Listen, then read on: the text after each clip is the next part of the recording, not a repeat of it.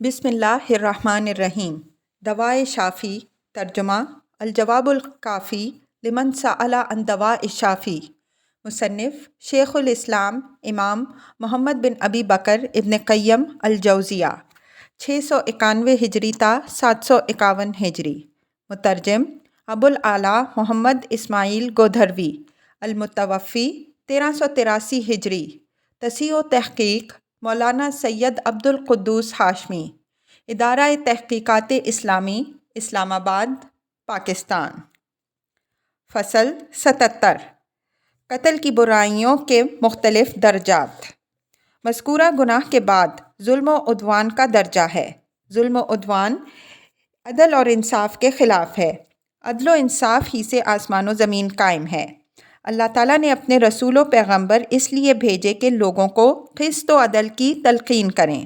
اپنی کتابیں بھی اسی لیے اتاریں۔ یہی وجہ ہے کہ عند اللہ ظلم اکبر الکبائر ہے، اور گناہ کا بڑا چھوٹا ہونا با اعتبار ظلم و مفاسد ہے۔ مفاسد جس درجے کے ہوں گے اسی درجے کا ظلم ہوگا۔ ایک آدمی اگر اپنے بے گناہ بچے کو قتل کر دیتا ہے، حالانکہ اللہ تعالیٰ نے انسانی طبیعت کچھ ایسی بنائی ہے کہ وہ بچے سے محبت کرے، بچے پر رحم اور شفقت کرے، اور پھر ماں باپ کو تو خاص طور پر محبت و شفقت کا حصہ زیادہ دیا گیا ہے، اس کے باوجود وہ صرف اسے اس ڈر سے قتل کر دیتا ہے کہ اس کے ساتھ کھائے پیے گا اور اس کے مال میں شریک ہوگا، تو یہ قبیح ترین اور سخت ترین ظلم ہے۔ اسی طرح ماں باپ کو قتل کرنا جو اس کے وجود کا سبب ہیں، اسی درجے کا ظلم ہے۔ قتل کے مدارج اس کی قباحت و نتائج کے اعتبار سے مختلف ہیں۔ مقتول اگر نیک آدمی ہے، دین کی تبلیغ و تلقین کرتا ہے، واعظ و نصیحت سے لوگوں کو دین کی راہ بتاتا ہے، تو اسے قتل کرنا زیادہ بڑا گناہ ہے۔ مقتول کی ان خصوصیات کے لحاظ سے قتل کے درجات مختلف ہوں گے، اور یہی وجہ ہے کہ قیامت کے دن وہ آدمی سخت ترین عذاب کا حقدار ہوگا جو کسی پیغمبر کو قتل کرے، یا نبی اور پیغمبر اسے قتل کر دے۔ امام عادل اور عالم دین کو قتل کرنے کا جو لوگوں کو قسط و عدل کی تلقین کرتے ہیں، اسی کے قریب قریب جرم ہے۔ وہ لوگوں کو احکام الہی کی پابندی کی تعلیم دیتے ہیں، واعظ و نصیحت سے لوگوں کو دین پر چلنے کی ہدایت دیتے ہیں۔ مذکورہ امور کی حیثیت قلت و کثرت کے لحاظ اور قباحت کے جرم کے لحاظ سے مختلف ہوگی، اور اسی حیثیت کے مطابق مدارج ہوں گے۔ حق سبحانہ و تعالیٰ نے کسی مومن کو عمداً قتل کرنے کی سزا خلود فی النار، دائمی جہنم، خدائے جبار کا غضب، اس کی لعنت اور عذاب عظیم قرار دیا ہے۔ یہ سزا مومن کو عمداً، قصداً اور بلا ارادہ قتل کرنے کی ہے، بشرطے کہ کوئی مانع پیش نہ آئے۔ اس بارے میں کوئی اختلاف نہیں کہ کسی مسلمان کو عمداً اور قصداً قتل کرنے کے بعد قاتل اسلام قبول کر لے تو اسلام اس سزا کو روک دیتا ہے، یہ سزا اس پر نافذ نہیں ہوگی۔ البتہ بحث طلب مسئلہ یہ ہے کہ اگر کوئی مسلمان کسی مسلمان کو عمداً قصداً قتل کر دے تو اس کی توبہ قبول ہوگی یا نہیں، نیز وہ اس سزا سے بچ سکے گا یا نہیں۔ اس بارے میں علماء سلف اور خلف کے دو قول ہیں۔ امام احمد رحمہ اللہ سے بھی یہی دو قول مروی ہیں۔ جو لوگ یہ کہتے ہیں کہ اس کی توبہ قبول نہیں ہوگی، توبہ سے یہ سزا دور نہیں ہو سکتی، وہ یہ دلیل پیش کرتے ہیں کہ یہ آدمی کا حق ہے، وہ دنیا میں اپنا حق وصول نہیں کر سکتا، قاتل اس کا حق دنیا میں اسے ادا نہیں کر سکتا، اور مقتول اپنا حق قاتل سے وصول کیے بغیر رخصت ہوا ہے، اس لیے لازمی امر ہے کہ یہ حق یوم عدل میں وصول کیا جائے اور ادا کیا جائے۔ یہ لوگ کہتے ہیں کہ مقتول کے ورثاء جو حق وصول کرتے ہیں وہ ان کا اپنا حق ہے، وصول کریں چاہیں معاف کر دیں، انہیں اختیار ہے۔ ورثاء اگر اپنا حق وصول کرتے ہیں تو مقتول کو کیا نفع پہنچتا ہے؟ ورثاء نے اپنے حقوق وصول کر لیے تو مظلوم مقتول پر جو مظالم توڑے گئے ہیں ان کا کیا تدارک ہوا؟ امام احمد رحمہ اللہ کے دونوں اقوال میں سے یہی قول زیادہ صحیح ہے کہ ورثاء کے اپنے حقوق وصول کر لینے سے مقتول کا حق ساقط نہیں ہوگا۔ امام شافعی رحمہ اللہ اور امام احمد رحمہ اللہ وغیرہ کے اصحاب کی بھی اس بارے میں یہی دلیل ہے۔ دوسرا قول یہ ہے کہ توبہ و استغفار اور ورثاء کے حقوق وصول کر لینے سے مقتول کا حق ساقط ہو جائے گا، کیونکہ توبہ کرنے سے پہلے کے گناہ معاف ہو جاتے ہیں۔ نیز قاتل پر جب حد شرعی قائم کر دی گئی تو گناہ اور جرم کا بدلہ اس سے وصول کر لیا گیا۔ یہ گروہ مزید کہتا ہے کہ جب کفر، شرک، سحر جیسے بڑے بڑے گناہ توبہ سے محو ہو جاتے ہیں تو پھر قتل تو اس سے کمتر درجے کا گناہ ہے، وہ کیوں معاف نہیں ہوگا؟ کیوں توبہ سے قتل کے اثرات محو نہیں ہو سکتے؟ اللہ تعالیٰ نے تو ان کافروں کی بھی توبہ قبول کر لی جنہوں نے اللہ تعالیٰ کے مخصوص دوستوں کو قتل کیا تھا۔ نہ صرف ان کی توبہ قبول کی بلکہ انہیں اپنے پسندیدہ بندوں میں شامل کر لیا۔ ان لوگوں کو جنہوں نے اللہ تعالیٰ کے خاص ساتھیوں کو آگ میں جلایا اور دین کے معاملے میں ان کو بڑی بڑی مصیبتوں میں مبتلا کیا، اللہ تعالیٰ نے انہیں دعوت دی کہ تم توبہ کر لو۔ نیز قرآن حکیم میں ارشاد ہے، یا عبادی الذین اسرفوا علی انفسہم لا تقنطوا من رحمت اللہ ان اللہ یغفر الذنوب جمیعا۔ الزمر 53۔ اے میرے بندوں جنہوں نے اپنی جانوں پر زیادتی کی، اللہ کی رحمت سے نا امید نہ ہو، بے شک اللہ تمام گناہ بخش دے گا۔ اس آیت کا حکم عام ہے۔ توبہ کے اندر کفر اور کفر سے کم تر درجے کے تمام گناہ آ جاتے ہیں۔ بندہ توبہ کر لے تو یہ تمام گناہ معاف ہو جاتے ہیں۔ یہ لوگ کہتے ہیں کہ جب بندہ توبہ کر لیتا ہے اور گناہوں سے اپنی مغفرت مانگ لیتا ہے تو اسے گناہوں کی سزا کس طرح دی جا سکتی ہے؟ توبہ کے بعد سزا دینا شریعت الہی اور اصول جزا و سزا کے قطعاً منافی ہے۔ نیز یہ لوگ کہتے ہیں کہ قاتل جب توبہ کرتا ہے تو اس کے معنی یہ ہوتے ہیں کہ قاتل نے اپنی جان مقتول کے حوالے کر دی، لیکن چونکہ مقتول مر چکا ہے اور اس کے حوالے کرنا غیر ممکن ہے، اس لیے شارع نے مقتول کے ورثاء کو اس کا قائم مقام بنا دیا۔ اس نے جب اپنی جان مقتول کے ورثاء کے حوالے کر دی تو گویا مقتول ہی کے حوالے کر دی۔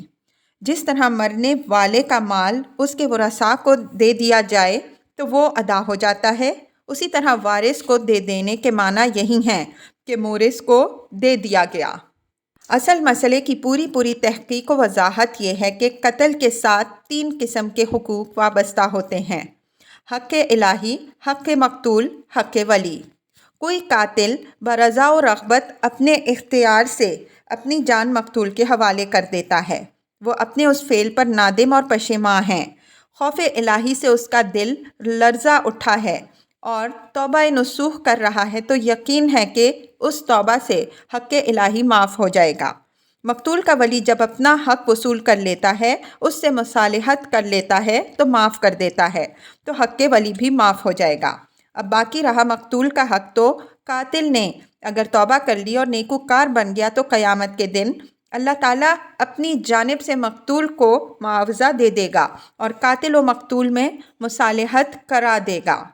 اس طرح کرنے سے نہ تو مقتول کا حق مارا جائے گا، نہ توبہ کرنے والے کی توبہ رائگاں جائے گی۔ اب رہا مال کا مسئلہ تو اس بارے میں مختلف اقوال ہیں۔ ایک گروہ کہتا ہے کہ کسی دیندار مقروض نے مال کے اصل مالک کے مر جانے کے بعد مالک کے وارثوں کو وہ مال ادا کر دیا تو مقروض آخرت میں اسی طرح قرض سے بری الذمہ ہو جائے گا جس طرح دنیا میں ادائیگی کے بعد ہو جاتا ہے۔ دوسرا گروہ کہتا ہے کہ نہیں، جس پر ظلم ہوا اور جس کا مال گیا ہے، قیامت کے دن اس کا مطالبہ اعلیٰ حال باقی رہے گا۔ اس دن وہ اپنی چیز وصول کرے گا۔ ورثاء کے وصول کرنے سے جو ظلم اس پر ہوا ہے اس کا تدارک قطعاً نہیں ہو سکتا۔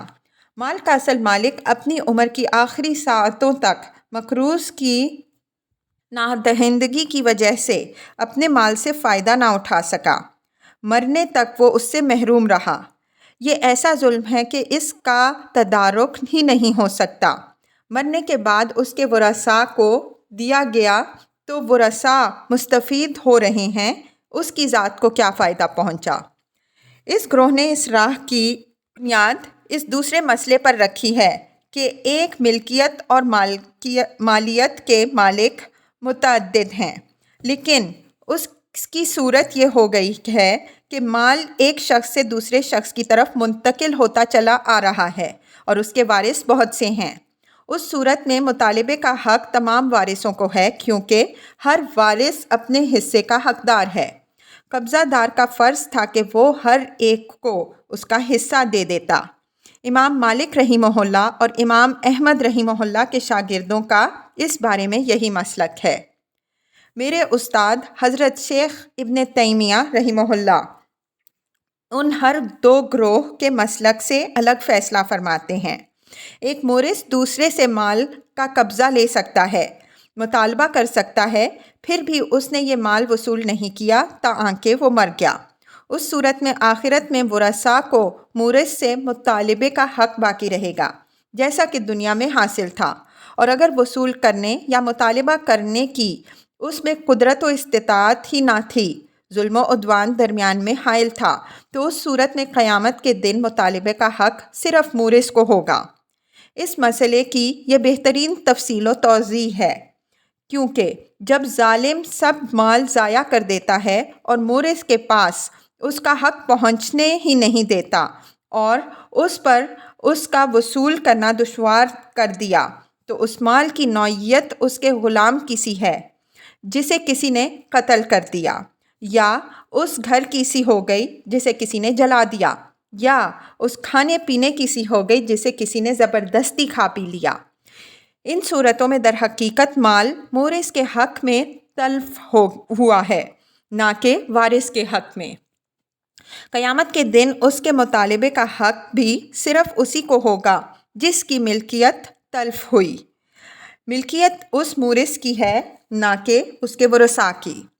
مسئلے کی شکل اب یہ ہوگی کہ اگر مال از قسم عقار و زمین ہے یا کوئی ایسی مالیت و ملکیت ہے جو اس مورث کے مرنے کے بعد قائم اور باقی ہے، تو وہ مورث کے ورثاء کی ملکیت ہے۔ غاصب کا فرض ہے کہ مورث کے ورثاء کو اسی وقت یہ مال واپس کر دے۔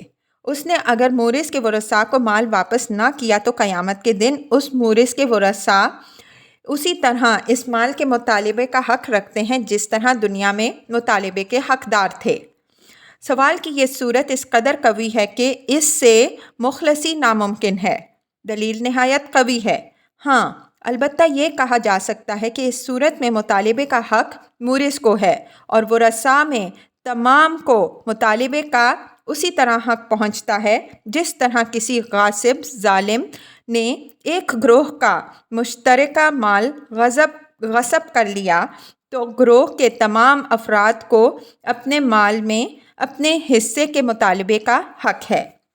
اگر کوئی آدمی کسی ایسے وقف کا متولی بن گیا جو کئی خاندانوں پر وقف کیا گیا ہے، اس نے تمام کے حقوق ضائع کر دیے، تو قیامت کے دن یہ سب کے سب اس سے مطالبے کا حق رکھتے ہیں۔ یہ نہیں کہ کچھ کو مطالبے کا حق ہوگا اور کچھ کو نہیں۔ واللہ عالم۔ فصل 78۔ ایک انسان کا قتل تمام بنی نوع انسان کا قتل ہے۔ انسان کو قتل کرنے کے مفاسد نہایت ہی اہم اور خطرناک ہیں، اس لیے اللہ تعالیٰ کا ارشاد ہے، من اجل ذالک کتبنا علی بنی اسرائیل انہ من قتل نفسا بغیر نفس او فساد فی الارض فکأنما قتل الناس جمیعا ومن احیاها فکأنما احیا الناس جمیعا۔ المائدہ 32۔ اسی وجہ سے ہم نے بنی اسرائیل کے متعلق لکھ دیا تھا کہ جو شخص کسی کو بغیر کسی جان کے عوض اور بغیر زمین میں فساد پھیلانے کے قتل کرے گا تو گویا اس نے تمام آدمیوں کو قتل کر دیا، اور جس نے ایک کو مرنے سے بچا لیا اس نے گویا سب آدمیوں کو بچا لیا۔ قتل کے اثرات اور مضر چونکہ بہت خطرناک اور ہمہ گیر ہیں، اس لیے اللہ تعالیٰ نے یہ تشبیہ دی ہے۔ بہت سے علماء کو اس آیت کے سمجھنے میں اشکال دامن گیر رہا، چنانچہ کہنے لگتے ہیں کہ 100 آدمیوں کا قتل عند اللہ ایک آدمی کے قتل سے کہیں بڑا گناہ ہے۔ پھر اس تشبیہ کے کیا معنی ہیں؟ جب انہیں یہ اشکال پیش آتا ہے تو اپنے خیالات کے مطابق آیت کی تعویل کرنے لگتے ہیں کہ یہ تشبیہ گناہ اور عقوبت گناہ کے متعلق ہے۔ ایک آدمی کو قتل کرنے کی سزا اور گناہ وہی ہے جو ساری نوع انسانی کو قتل کرنے کی سزا اور گناہ ہے، لیکن قرآن کا سیاق و سباق اس معنی پر دلالت نہیں کرتا۔ ایک چیز کو دوسری چیز سے تشبیہ دینے سے یہ لازم نہیں آتا کہ تمام باتوں میں یہ دونوں چیزیں مساوی ہوں اور تمام احکام میں دونوں چیزیں برابر ہوں۔ مثلاً اللہ تعالیٰ ارشاد فرماتا ہے كَأَنَّهُمْ يَوْمَ يَرَوْنَهَا لَمْ يَلْبَثُوا إِلَّا عَشِيَّةً أَوْ ضُحَاهَا۔ النازعات 46۔ جس روز قیامت کو لوگ دیکھ لیں گے تو معلوم ہوگا کہ بس دنیا میں ایک شام یا اس کی ایک صبح ہی رہے۔ مزید ارشاد ہے كَأَنَّهُمْ يَوْمَ يَرَوْنَ مَا يُوعَدُونَ لَمْ يَلْبَثُوا إِلَّا سَاعَةً مِّنَ النَّهَارِ۔ الاحقاف 35۔ اس دن یہ اس عذاب کو دیکھ لیں گے جس کا ان سے وعدہ کیا جا رہا ہے تو معلوم ہوگا کہ صرف ایک گھڑی دنیا میں وہ ٹھہرے تھے۔ ان آیتوں میں دنیا کی زندگی کی جو مثال اور تشبیہ دی گئی ہے اس کے یہ معنی قطعاً نہیں کہ لوگ صرف اتنی ہی مقدار میں ہیں۔ اس قسم کی مثال و تشبیہ احادیث میں بھی موجود ہے۔ حضرت صلی اللہ علیہ وسلم کا ارشاد ہے من صلی العشاء فی جماعہ فکأنما قام نصف اللیل ومن صلی الفجر فی جماعہ فکأنما قام اللیل کلہ۔ صحیح بخاری۔ جس نے نماز عشاء جماعت کے ساتھ ادا کی گویا وہ آدھی رات تک نماز پڑھتا رہا، اور جس نے نماز فجر جماعت سے ادا کر لی تو گویا وہ تمام رات نماز پڑھتا رہا۔ یعنی نماز عشاء اور نماز فجر جماعت سے ادا کی گئی تو گویا ساری رات نماز میں گزاری۔ ایک دوسری حدیث میں اس سے بھی زیادہ صراحت و وضاحت موجود ہے۔ حضرت صلی اللہ علیہ وسلم کا ارشاد ہے من صام رمضان واتبعہ ستا من شوال فکأنما صام الدہر۔ ترمذی۔ جس نے رمضان کے روزے رکھے اس کے بعد شوال کے 6 روزے رکھ لیے تو گویا وہ صائم دہر ہے۔ ایک اور حدیث میں مروی ہے من قرأ قل هو اللہ احد فکأنما قرأ ثلث القرآن۔ سنن دارمی۔ جس نے قل هو اللہ احد کی سورہ پڑھ لی گویا اس نے 1/3 قرآن پڑھ لیا۔ یہ اچھی طرح واضح ہے کہ ان اعمال کی انجام دہی کا ثواب اصل مشبہ بہ کے ثواب کے برابر ہے۔ ثواب کی مقدار میں مشبہ اور مشبہ بہ مساوی نہیں ہو سکتے۔ اگر مقدار ثواب میں مشبہ اور مشبہ بہ مساوی ہوں تو عشاء و فجر کی نماز جس نے جماعت کے ساتھ ادا کر لی اس کے لیے تہجد وغیرہ پڑھنا بالکل بے سود ہے۔ خواہ مخواہ اس کی زحمت و تکلیف کیوں گوارا کی جائے۔ معلوم ہوا کہ آیت کے وہ معنی نہیں جو یہ لوگ سمجھتے ہیں کہ ایک انسان کو قتل کرنا نوع انسانی کو قتل کرنے کے برابر ہے۔ دونوں کا گناہ اور عقوبت برابر ہیں۔ بات اصل میں یہ ہے کہ ایمان اللہ تعالیٰ کی ایک زبردست نعمت ہے، لیکن ایمان کے بعد بڑی سے بڑی نعمت کتاب اللہ اور سنت رسول صلی اللہ علیہ وسلم کا فہم و ادراک ہے۔ ذالک فضل اللہ یؤتیہ من یشاء۔ جب آیت کا یہ مطلب نہیں جو یہ لوگ بیان کرتے ہیں تو سوال پیدا ہوتا ہے کہ پھر اس تشبیہ و تمثیل کے معنی کیا ہیں؟ کس بات میں تشبیہ و تمثیل دی گئی ہے؟ اس تشبیہ کی دراصل متعدد وجوہ ہیں۔ اول، دونوں اللہ اور اللہ کے رسول صلی اللہ علیہ وسلم کے نافرمان ہیں، یعنی اللہ اور اللہ کے رسول صلی اللہ علیہ وسلم کے حکم کے خلاف اقدام کرنے والے ہیں۔ دونوں اللہ تعالیٰ کی عقوبت و سزا میں اپنے آپ کو پیش کر رہے ہیں۔ دونوں غضب الہی لعنت خداوندی کے حقدار ہیں، خلود فی النار اور دائمی جہنم کے مستحق ہیں۔ دونوں کے لیے سخت سے سخت عذاب تیار کیا گیا ہے، اگرچہ عذاب کے مدارج مختلف اور متفاوت ہیں۔ ایک شخص کسی نبی، پیغمبر یا امام عادل یا کسی عالم با عمل کو قتل کرتا ہے جو لوگوں کو عدل و انصاف، اتباع حق کی تلقین و تبلیغ کرتا ہے تو قاتل کا گناہ اور جرم اس سے کہیں بھاری اور سخت ہوگا جتنا کہ وہ کسی عام آدمی کو قتل کرتا۔ دوم، قتل کرنے میں دونوں مساوی ہیں، دونوں خون حرام کے مرتکب ہیں۔ سوم، دونوں قتل حرام کے مرتکب ہیں، دونوں نے بغیر کسی استحقاق کے محض فساد یا تحصیل مال کی غرض سے قتل نفس کا اقدام کیا۔ جس نے اپنی مخصوص غرض کے ماتحت ایک جان کو قتل کرنے کی جرت کی، وہ اس غرض کے تحت ہر اس شخص کو قتل کرنے کی جرت کر سکتا ہے جس کے قتل کرنے سے وہ اپنی یہ غرض پوری کر سکے۔ اس لیے حقیقتاً وہ ساری نوع انسانی کا دشمن ہے۔ چہارم، ایک آدمی کو قتل کرنے والے کو بھی قاتل، ظالم، فاسق، عاصی، مجرم کہا جائے گا، اور سارے انسانوں کو قاتل کو بھی انہی اسماء و اوصاف سے یاد کیا جائے گا۔ پنجم، ایمان والوں کی شان اللہ تعالیٰ نے ایسی بنائی ہے کہ باہمی مودت، محبت، تراحم، تعاطف اور صلہ رحمی وغیرہ میں تمام اہل ایمان جسم واحد کی طرح ہیں۔ کسی ایک عضو کو بھی کوئی تکلیف پہنچتی ہے تو سارا جسم درد محسوس کرتا ہے، سارا جسم بخار اور بے چینی میں مبتلا ہو جاتا ہے۔ کسی قاتل نے جب اہل ایمان کے اس جسم سے کسی ایک عضو کو بھی کاٹ ڈالا، ایک مومن کو قتل کر دیا، گویا اس نے پورے جسم کو تلف کر دیا، جسم کے سارے اعضاء کو الم و تکلیف میں مبتلا کر دیا۔ بس جس نے ایک مومن کو تکلیف و ایذا پہنچائی، اس نے تمام اہل ایمان کو تکلیف و ایذا پہنچائی۔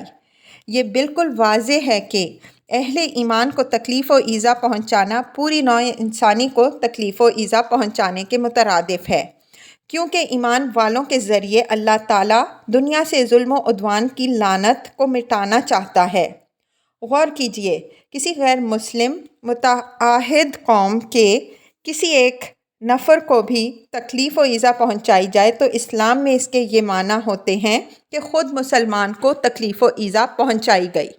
نیز حضرت صلی اللہ علیہ وسلم کا ارشاد ہے، لا تقتل النفس بغیر حق الا کان علی ابن آدم کفل منہا لأنہ اول من سن القتل۔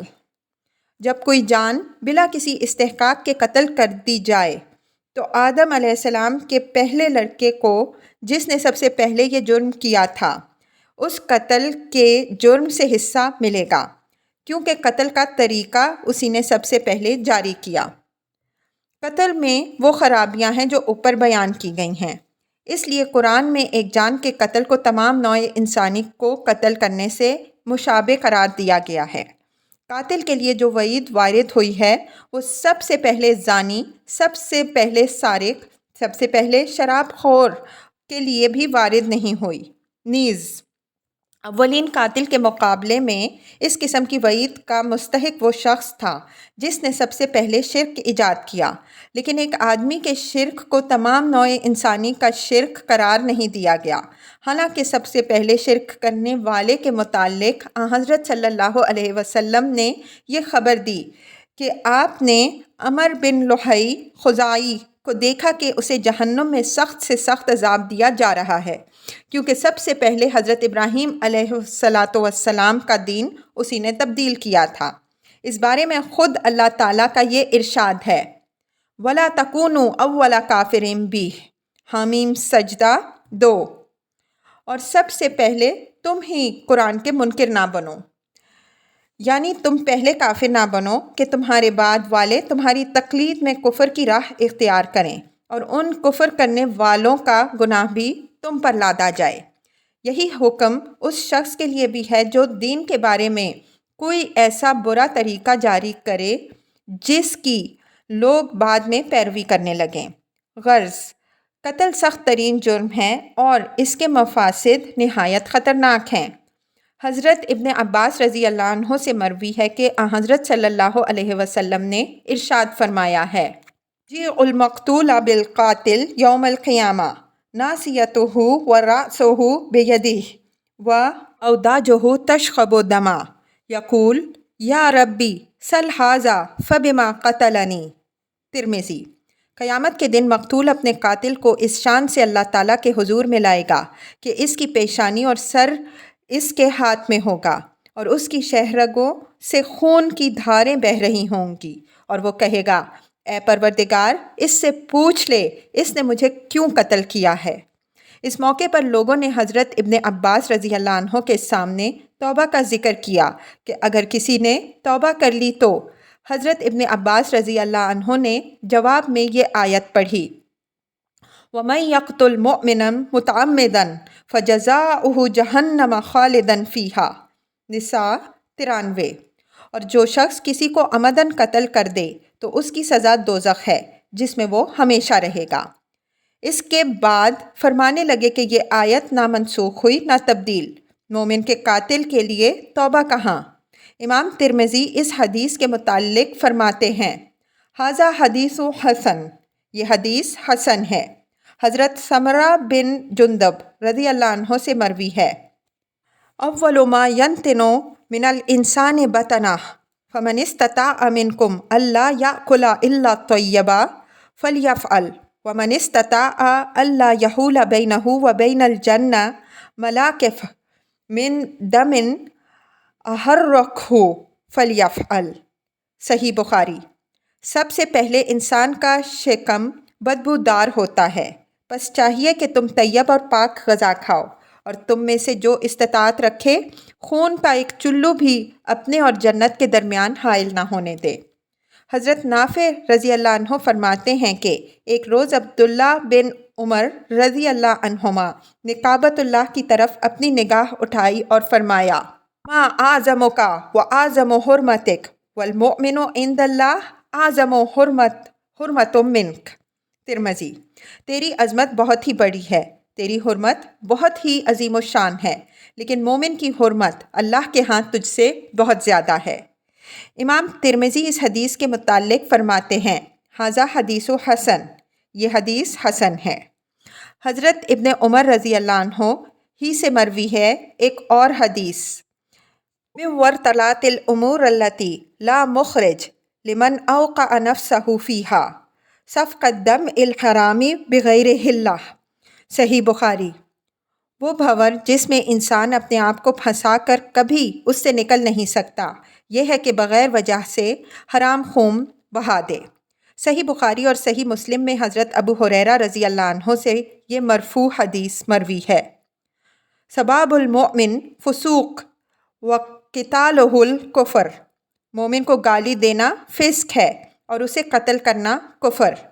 نیز صحیحین ہی میں مروی ہے کہ حضرت صلی اللہ علیہ وسلم نے ارشاد فرمایا، لا ترجعوا بعدی کفارا یضرب بعضکم رقاب بعض۔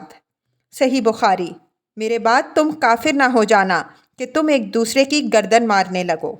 ترمذی میں مروی ہے کہ حضرت صلی اللہ علیہ وسلم نے فرمایا، من قتل معاہدا لم یرہ رائحۃ الجنہ وان ریحھا یوجد من میسرۃ 40 عاما۔ جس نے کسی معاہدہ کرنے والے کو قتل کیا تو وہ جنت کی خوشبو تک نہ پا سکے گا، حالانکہ جنت کی خوشبو 40 سال کی مسافت تک بھی پہنچ جاتی ہے۔ غور کیجئے، یہ اس آدمی کی سزا ہے جس نے اللہ تعالیٰ کے دشمن کو قتل کیا۔ بات صرف اتنی ہے کہ اس سے معاہدہ کیا گیا تھا کہ اور ہم اسے اپنے عہد و ذمہ اور امان میں لے چکے ہیں۔ بتلائیے پھر کسی مومن بندے کو قتل کرنے کا جرم کیا اور کیسا ہوگا؟ ایک عورت صرف اس لیے جہنم میں ڈال دی جاتی ہے کہ اس نے ایک بلی کو بھوکا پیاسا باندھ کر رکھا اور وہ بلی اسی حالت میں مر گئی۔ حضرت صلی اللہ علیہ وسلم نے اس عورت کو اس حال میں دیکھا کہ بلی اس کا منہ اور سینہ نوچ کر کھا رہی تھی۔ بتائیے کہ اس شخص کا حال کیا ہوگا جو کسی مومن کو بلا وجہ مقید و مجوز کر کے اور وہ اسی قید و حبس میں مر جائے۔ نوٹ: غالباً یہاں ابن قیم رحمہ اللہ اپنے شیخ ابن تیمیہ رحمہ اللہ کے واقعہ قید کی طرف اشارہ کر رہے ہیں۔ قلعہ دمشق میں وہ بند کر دیے گئے تھے تاکہ اسی میں انہوں نے انتقال کیا۔ بعض سنن میں مروی ہے کہ حضرت صلی اللہ علیہ وسلم نے فرمایا زوال الدنیا اہون علی اللہ من قتل المؤمن بغیر حق، ساری دنیا کا ختم ہو جانا مومن کے ناحق خون کے مقابلے میں کوئی حیثیت نہیں رکھتا۔